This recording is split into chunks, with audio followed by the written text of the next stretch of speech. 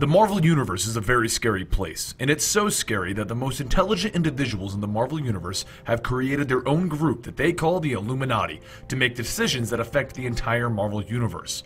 The group was actually created in 2005, but they were retconned into the history of the Marvel Universe, and they claim to have been active as far back as 1971 when they first supposedly formed up following the Kree-Skrull War. So we're going to go over how they started and all of the meetings that they had and all of the large story arcs that happened in the Marvel Universe. But the problem is that normally they can't agree on what course of action to take, so they don't actually end up doing anything as a group. But their latest actions and the latest story arc, that is why I bring them up, because when you hear the story later this week, you're going to think that this is the coolest top secret group in the Marvel Universe. Or you may hate them with a passion. So, following the Kree-Skrull War that ravaged the planet Earth, Iron Man called a secret meeting with Mr. Fantastic, Namor, Black Bolt, Professor Xavier, Black Panther, and Doctor Strange. He stated that various superheroes had information about this Kree-Skrull War, and that if this information had been shared with the superhero population as a whole, they probably could have prevented mass destruction. With the only real defense that the Earth has to such threats being the superheroes, they need to share this information with the majority of them. So the group as a whole agrees for the need of such a group, all except for Black Panther, who foresees problems once the group disagrees on something. The Illuminati was then involved with the battle with the Pride when they locked up the supervillain families, and then supposedly Professor Xavier and Reed Richards tried to prevent the second secret wars from happening by forcing every superhero into an unconscious state. They failed though, and the second secret wars happened, and the rest of the moments that they were retconned into for the second secret wars don't even fully match up with the current continuity. They next show up when Marvel Boy arrives, and they ultimately try to convince him to be a hero for Earth. After also trying to get Sentry onto the Avengers team, they seemingly vanished, and they were replaced by the Council of Kings and the House of M story arc. Once the House of M was ended and normal reality was brought back to the forefront, the Illuminati started to get rather full of itself, and they decided that they could secretly make larger earth-shattering decisions. The first of these poor decisions came in the form of how to deal with the Hulk. You see, the Hulk went on a rampage in Las Vegas, prompting Maria Hill to approach Iron Man and think of a more permanent solution for the Hulk. Iron Man takes this problem to the Illuminati, and the decision is to launch the Hulk into space. The plan was to send him to a planet that was full of nothing but plant life, so he couldn't actually kill or harm anybody, and everybody would leave him alone, exactly what the Hulk wanted. But instead, it was knocked off course, sending the Hulk to a planet full of gladiators. There, the Hulk ended up meeting some people and having a family there, but the Illuminati's ship was faulty and exploded, killing the Hulk's wife. Due to this event, the Illuminati decided to disband, but Iron Man called them back for the Superhuman Registration Act. He wanted to get the Illuminati behind the act before they went public with it, so that way the biggest members of the superhero community would be backing this plan. But the group couldn't agree on what to do with this, and they were divided during Civil War. This was supposedly the point where the Illuminati dissolves. As you'll see, they constantly dissolve and reform. So later, before the actual Civil War could begin, Mr. Fantastic decided he would round up all of the Infinity Gems, and he wanted to wish them out of existence using their own power. He called the Illuminati back in to help him get these gems, and they agreed that they would help him actually get all 6 of the gems. But when Reed tried to wish the gems away, he failed horribly, and he was forced to make a rather unpopular decision. He decided to let each member of the Illuminati take one of the gems for safekeeping. Following this event, the Hulk came back to planet Earth to get revenge against the Illuminati for sending him into space with a faulty ship that was destroyed, killing his wife and unborn son.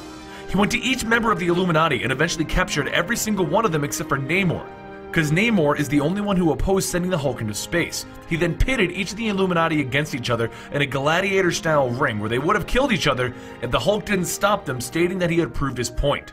The Illuminati walked away thinking of what they had done, and the next time Iron Man called them together was when he found a Skrull posing as Elektra. The Illuminati came together to try and figure out how deep the Skrull had infiltrated the superhero community, but when they discovered that Black Bolt was also actually a Skrull and the secret invasion story arc had begun, they decided that they couldn't even trust each other, so they disbanded during these events to go and attack the Skrulls with each of their own plans.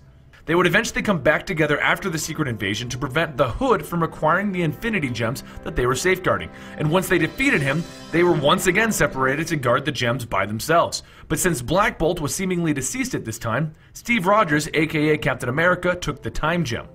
During the Avengers vs. X-Men event, Captain America tried to reassemble the Illuminati to talk to Namor and ask him to stand down when he was possessed by the Phoenix Force.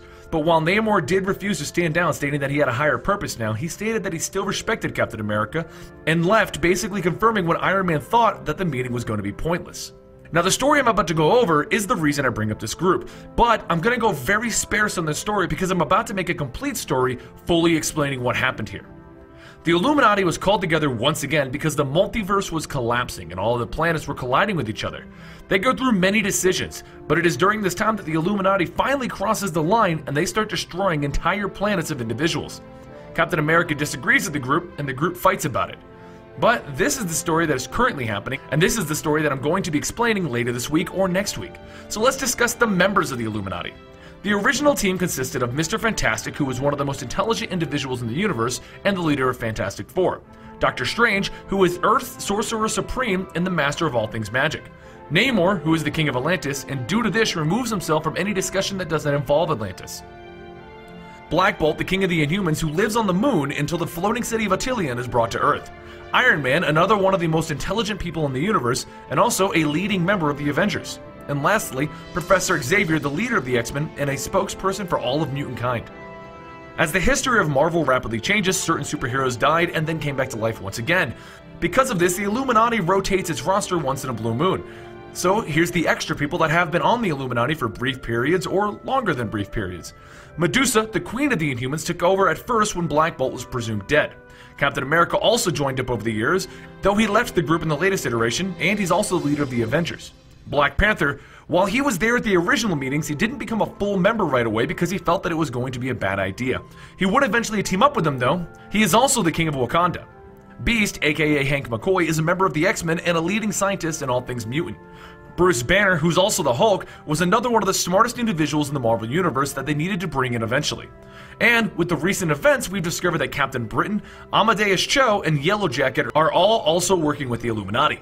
As for television and movie appearances, the only appearance that I can think of is at the start of the Planet Hulk movie, in which they are shown being shaded out and explaining why the Hulk is being blasted into space. And that's the Illuminati, your favorite superheroes crossing those lines that can turn them into villains. Do you like this or hate this concept? And if you're curious about where you can find out more about them, well, the new Avengers comic series ever since the Marvel Now launch has been following their latest adventures. And I'm a huge fan of it. You should definitely be reading it if you haven't been. So since I'm a huge fan, you're going to be seeing the complete story for that story arc very soon.